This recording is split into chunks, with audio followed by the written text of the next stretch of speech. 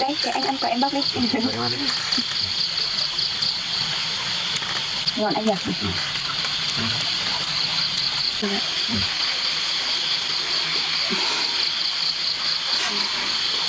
Anh có tắm không? Thì hôm trước em vẫn còn ở đây một bộ quần áo hay là em lấy cho anh?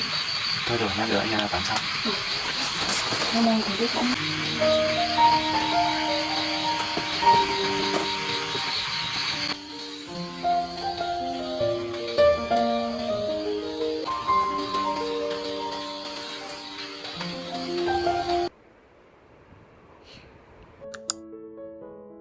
The first light of dawn creeps through the splintered walls of an old wooden house, its sagging porch a mess of rusted tools, a dented hoe, a cracked bucket, and a basket of wilted greens, while the air hangs heavy with the damp, earthy scent of the countryside, now tinged with an unshakable sense of loss. Tu Tian steps out, her bare feet sinking into the cool, muddy ground of the vegetable garden, where rows of cabbages droop under the weight of neglect, mirroring the heaviness in her chest. She freezes at the sight of the pig pen, empty, silent, the absence of her chickens, puppies, and beloved cat a cruel blow. Her fake father, a man she never truly trusted, had sold them all without a word, leaving her world hollow. Her voice shakes as she whispers to the ghosts of her pets. Every day when I come over, I'm preparing to cook. I'm sure you'll be home soon. Yes, come and cook. She chokes on her words, tears streaming down her face. It's been a long time since I've seen you. It's getting late. Go cook and prepare some things to bring to Tu Tian. Inside, she kneels by the fire pit, the crackling flames casting eerie shadows on the rough wooden walls, the smell of burning wood mixing with the faint aroma of rice in the pot. Her hands tremble as she stirs, the motion mechanical, a desperate attempt to hold on to normalcy. I'm cooking too, yes, hello?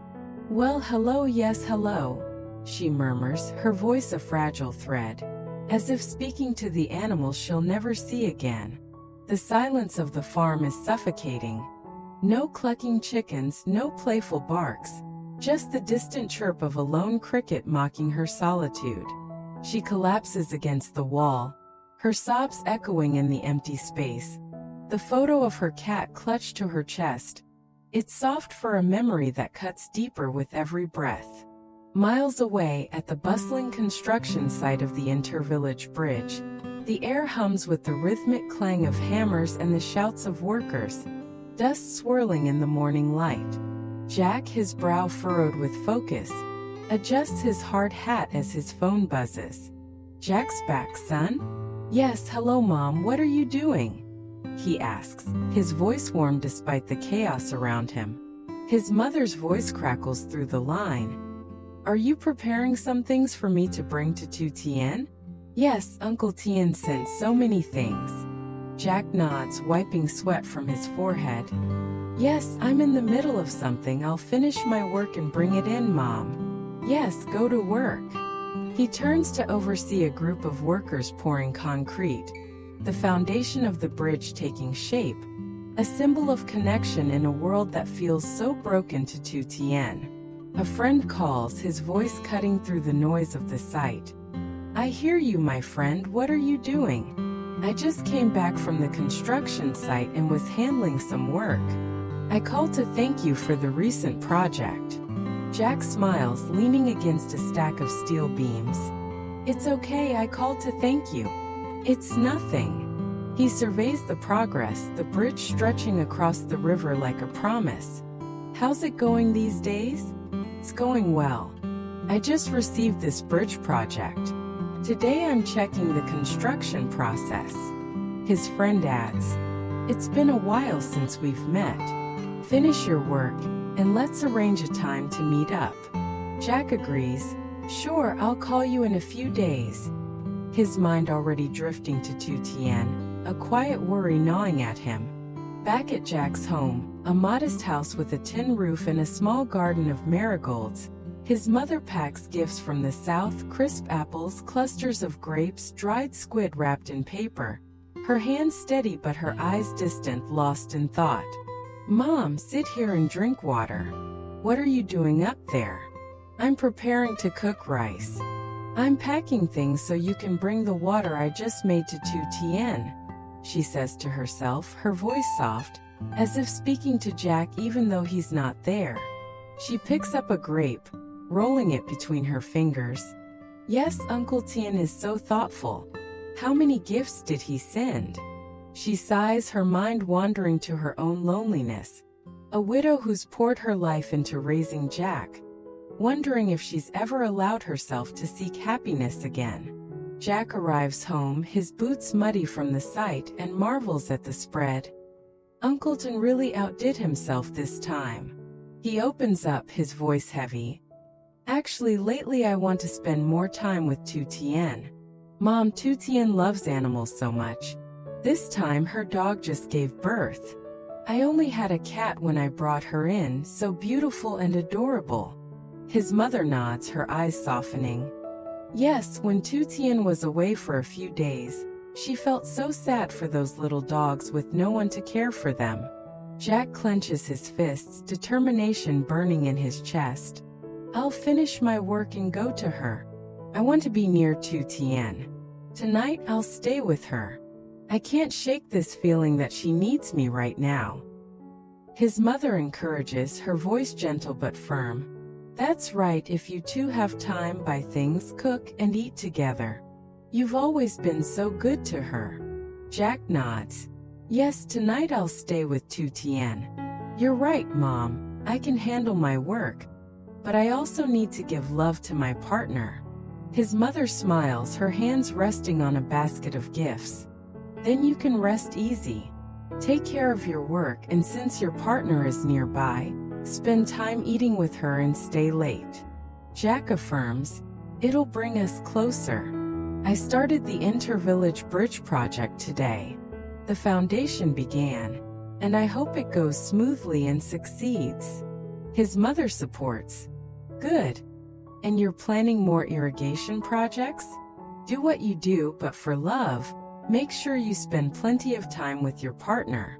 She pauses, her gaze distant. And maybe I should think about my own happiness too. Jack looks at her, sensing the weight in her words. Mom, you've given everything for me. Don't you think it's time you found someone to share your life with? His mother shakes her head, a sad smile on her lips. I've raised you alone all these years, Jack. I don't know if I can open my heart again, but I'll think about it for you. Jack nods, his resolve strengthening. I just want you to be happy, Mom. But right now, I need to get to Tu Tien. He grabs the gifts, his heart racing with a mix of worry and determination. The road to the farm stretching out before him like a lifeline to the woman he loves. The afternoon sun dips below the horizon, painting the sky in hues of orange and gold, casting long jagged shadows over the farm, where the vegetable garden lies tangled with weeds, the wooden house creaking under the weight of its own solitude. Tu Tien sits hunched on the porch, her knees drawn to her chest, an old photo of her pets clutched in her trembling hands. Her cat's soft fur, the puppy's playful yips, the chicken's gentle clucks, all stolen by her fake father's betrayal. The silence is a knife cutting deeper with every passing second. The farm's once lively air now a hollow shell of what it was. She wipes her eyes, her voice barely a whisper. I thought I could trust him, but he took everything. The wind carries her words away, unanswered, as a single tear falls onto the photo, smudging the faded image. Jack's truck rumbles down the dirt path, kicking up clouds of dust that shimmer in the fading light, his arms laden with gifts. Crisp apples, clusters of grapes, a whole chicken wrapped in cloth. His arrival a beacon of warmth cutting through the cold fog of Tu Tien's grief. Hey everyone, what are you doing? Oh, I just got here, he calls, his voice a lifeline as he steps into the overgrown garden, the scent of fresh earth mingling with the faint sweetness of the grapes. Tu Tien looks up, her eyes swollen and red. the raw pain in her gaze piercing Jack's heart. I've been working in the vegetable garden for days. I wasn't here, so the weeds grew too much. Her voice cracks, the weight of her loss heavy in every word. He sold them all, Jack. My pets, they're gone. Jack sets down the gifts, his movements gentle as if approaching a wounded animal. What are you doing today? I just got back from work. Come inside. Tu Tian, do you have anything else to do? She sighs, her voice a fragile whisper. I'm done, I just weeded. It rained, so the onions went bad, but I'm still tired. Her hands tremble as she wipes them on her skirt, the dirt smudging against the faded fabric, a stark contrast to the pristine whiteness of the chicken Jack brought. He takes charge, his voice steady. All right, let's go inside. I'll push this cart of weeds to burn. Let me handle it. He notices the remaining puppies, their tiny bodies curled up in a corner. Look at these puppies, so cute. Yes, I just cooked porridge for them, and tomorrow I'll buy bones to make more, to help them grow. Tu Tian washes her hands at the outdoor tap, the cold water stinging her skin, her movements slow and deliberate. Why did you buy so much? Oh, your mom said a friend sent things from the south. Her voice is hollow, but there's a flicker of curiosity as she watches Jack unpack. The sight of the familiar fruits a small comfort. Jack smiles softly. I brought a chicken and fish to cook for you, Tu Tian. It's been a while since I cooked for you here. Tu Tian softens, her shoulders relaxing slightly. That's a long way to send things.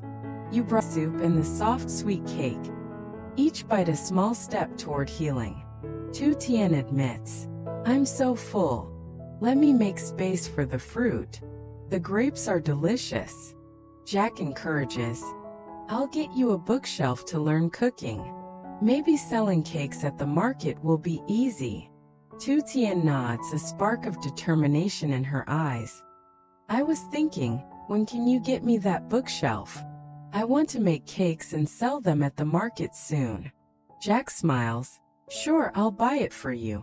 I'll get supplies for you to make cakes. They finish, Tu Tian saying, the dishes can wait until tomorrow. I'll take a shower. It's so hot, I'll use cold water. Jack nods. I'll get you a new bed someday. This one's too small and short. Back at Jack's home, his mother sits alone, the house quiet save for the ticking of an old clock. She holds a photo of her late husband, her fingers tracing his face. Jack wants me to find happiness, but how can I, after all these years? She thinks of Uncle Dung, a kind man from the village who's shown her care. But her heart hesitates, torn between her past and the possibility of a new future. She whispers to the photo, maybe it's time. The night stretches on, a quiet promise of change lingering in the air, as Jack and Tu Tian take their first steps toward healing together. Segment 3: Healing, a Promise, and a New Beginning Under the Moon. 20 minutes, 200 lines.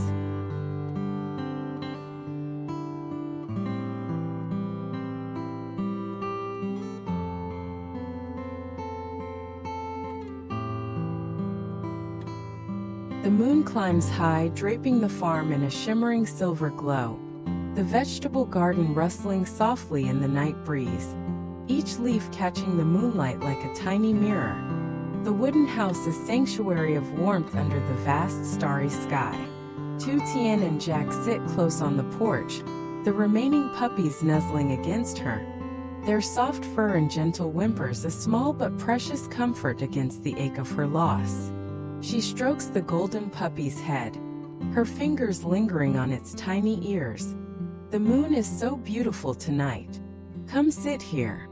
I'll feed the golden puppy a bit, she says, her voice steadier now, a faint smile breaking through the shadows of her grief, the moonlight illuminating the hope in her eyes. Jack sits beside her, his shoulder brushing hers. These puppies are growing fast. The mother's milk must be good. They share grapes, the sweet tang bursting on their tongues, Tu Tian's eyes softening. Having you here makes me so happy, Jack. Me too. I always want to be with you. Jack promises, his voice firm with conviction.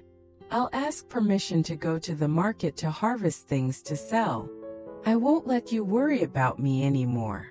He reaches for her hand, his thumb brushing over her knuckles, a silent vow. Tu Tian nods, her gaze drifting to the garden. I'm thinking about when you can get me a bookshelf to learn cooking. I want to make cakes and sell them at the market nearby. Jack agrees, his smile warm. Sure, I'll get it for you. I'll buy things for you to make cakes. It might be easy to sell them. He adds, his tone thoughtful. I'll help you fix up this farm. The embankment and that house floor are all broken. I'll do it slowly so this place feels like home again. Tu Tian reflects softly, her voice a whisper.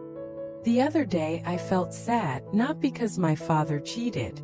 I was sad because I longed for a family, but I get it now, so I won't bring it up again.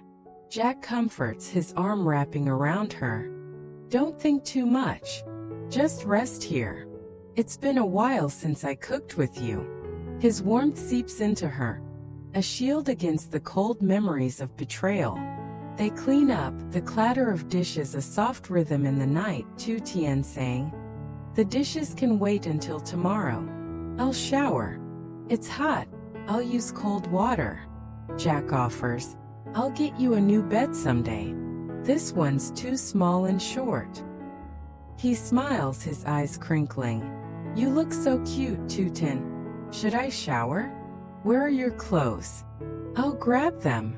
Tu Tian laughs softly, the sound a fragile melody of hope. Is the water cold? Okay, get my clothes, please.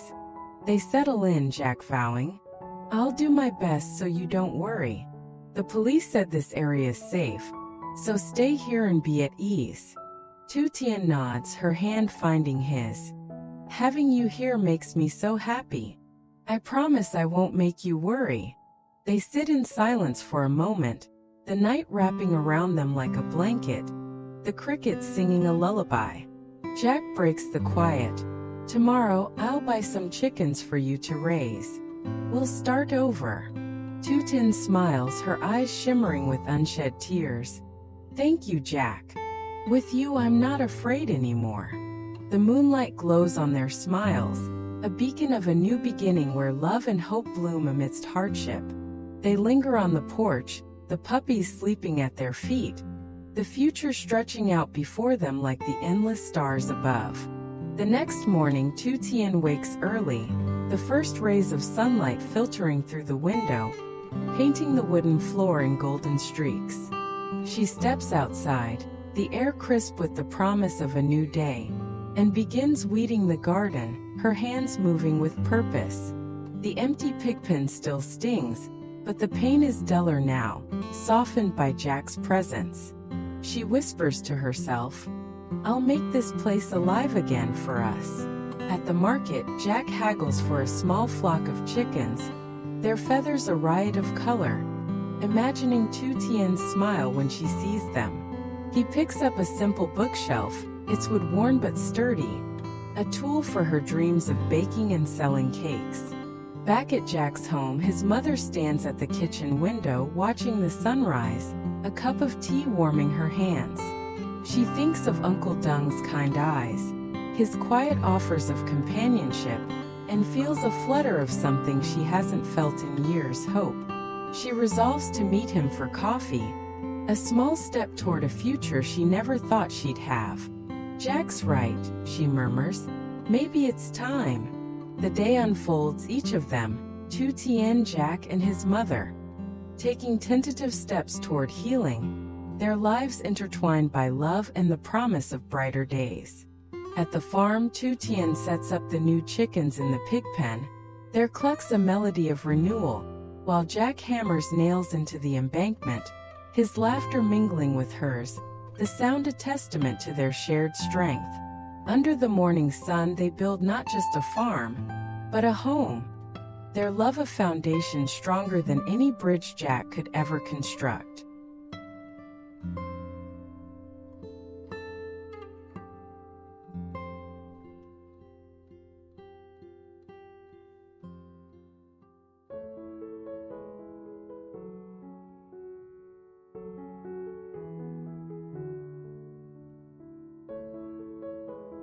But she had also been with her husband for about 50 years. She talked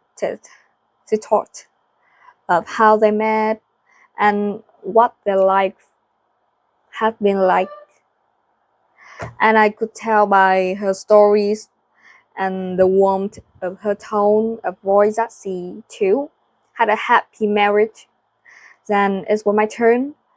And all I could do was cry as I told the story of my own husband's battle with cancer and chronic pain. As a coach, I'm used to asking people what they have learned from their experiences, so it was natural for me to ask her for advice on what happened her deal with the crushing grief. Obviously, she has been doing something right to be so full of vitality and joy after such a short time. She described it, her travels around the world with sparkling eyes and her plans for the next year with a joyful smile.